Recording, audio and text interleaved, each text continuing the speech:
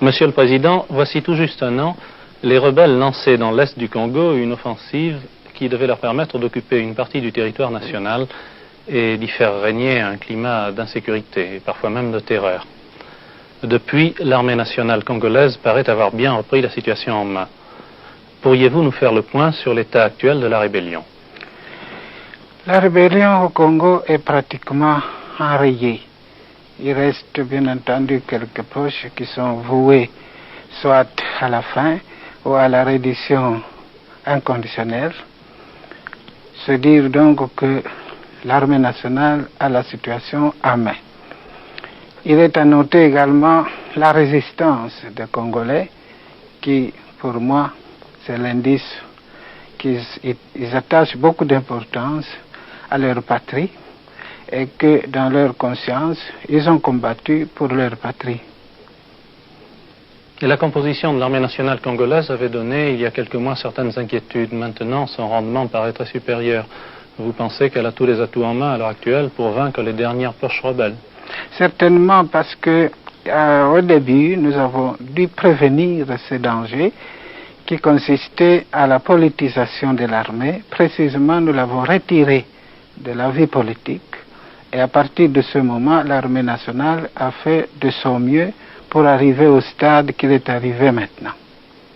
Pensez-vous avoir encore besoin des mercenaires pendant quelque temps? Nous avons fait des accords d'assistance technique, n'est-ce pas, avec des pays amis qui nous fourniront les instructeurs.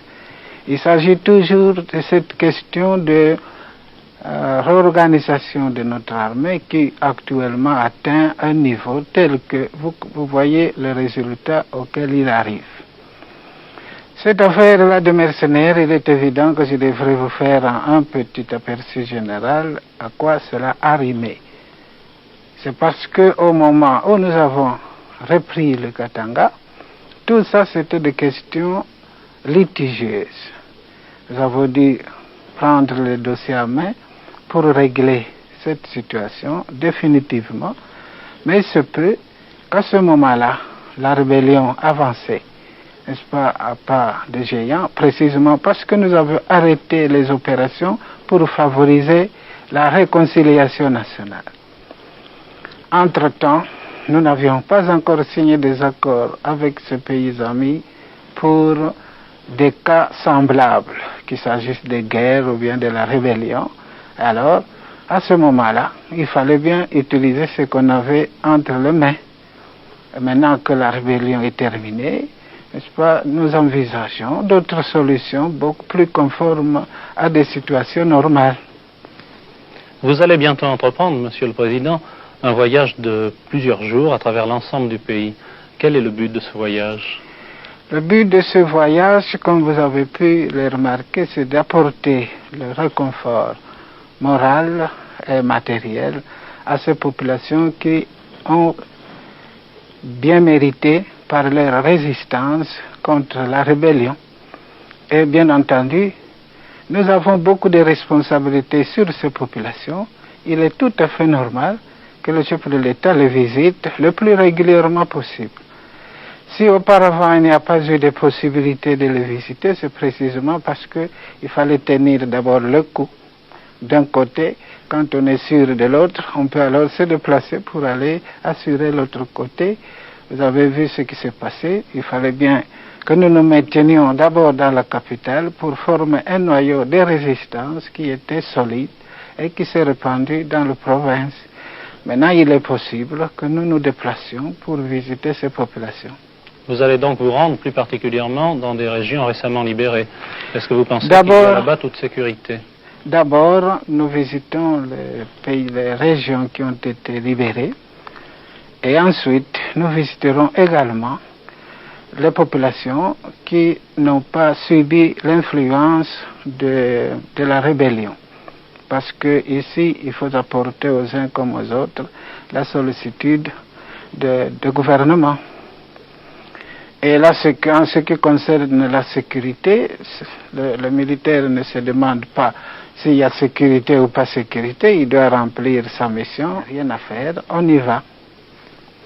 Les élections qui se sont déroulées au mois d'avril, Monsieur le Président, semble démontrer, bien que le résultat n'ait pas encore été proclamé, le désir du peuple congolais de retrouver une certaine stabilité politique et même une véritable unité nationale. Comment voyez-vous l'avenir politique du Congo après ces élections? Après ces élections, c'est l'étape cruciale pour nous, pour passer du moment qu'on appelle le temps de croissance à la stabilité réelle. C'est-à-dire qu'auparavant, on avait ce qu'on appelait la loi fondamentale qui prêtait à tout commentaire comme à toute protestation. Maintenant, les Congolais ont fait leur constitution de leur façon et adaptée à leurs mœurs. Cette constitution a prévu justement ces étapes qui viennent de se dérouler normalement à partir de la promulgation de référendum, promulgation, maintenant les élections se passent, on va installer toutes les institutions nationales et pour nous c'est le commencement d'une stabilité beaucoup plus importante que ce que nous avons vécu jusqu'à maintenant. Il faut bien faire ce qu'on appelle des restrictions parce que des pays plus vieilles que nous ont connu encore l'une ou l'autre chose au cours de leur vie, mais ce qui compte, c'est la vie générale. Quand la vie générale peut offrir le maximum de garanties pour la sécurité de tout le monde, on peut considérer que ce pays a atteint la stabilité politique désirée. Que pensez-vous de l'action du président Tshombe depuis qu'il est Premier ministre, c'est-à-dire depuis bientôt 1 an? Nous avons formé ce qu'on appelle un gouvernement de transition, qui a assuré sa mission, qui était la relance économique, la pacification du pays et la préparation des élections.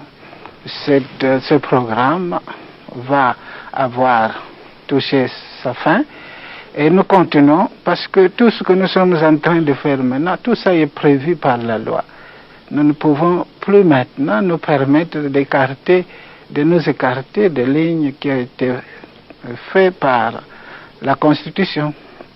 Et les prochaines élections présidentielles qui doivent avoir lieu en principe dans quelques mois, comptez-vous vous représenter ou pensez-vous que le président Tshombe présentera lui aussi sa candidature? En ce qui me concerne, il est évident que je représenterai ma candidature. Pour la seconde partie de votre question, je ne sais pas répondre à la place d'un autre. Le Congo, Monsieur le Président, est un des États les plus riches d'Afrique en ressources naturelles. Pourriez-vous nous parler de la situation économique actuelle et de la position du gouvernement congolais en ce qui concerne les investissements étrangers et les garanties qui leur sont accordées? Ce qui est à faire remarquer d'abord, c'est que malgré l'agitation des rebelles, l'économie congolaise a tenu quand même debout. Il s'agit de remettre tout ce qui a été détruit par les rebelles en marche, tout va continuer.